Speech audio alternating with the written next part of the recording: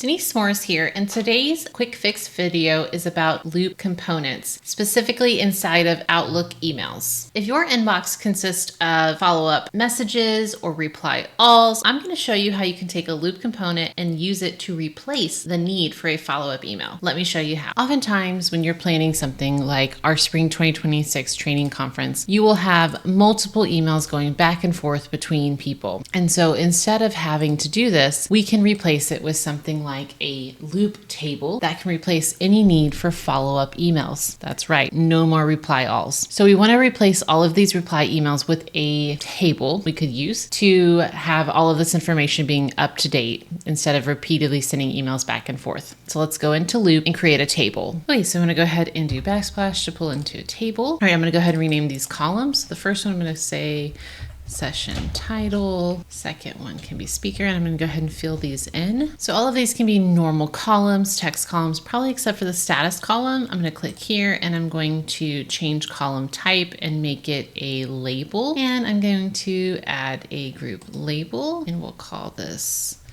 status. And I'll put in a draft. And it feels like Excel, but it's more collaborative. So I'm going to go ahead and fill in this first information. I decided to add a notes column as well. And then we can go through and choose the things that have been approved, things that need to be reviewed, things are in draft. And now when something has changed, instead of sending an email, you just update it here and it allows for everyone to be in the know. And we know that it's the most recent up-to-date information. Much better than a bunch of different emails. There you have it. Now updates live in one place and your inbox stays managed without any reply all emails. Remember, small changes, quick fixes, big wins.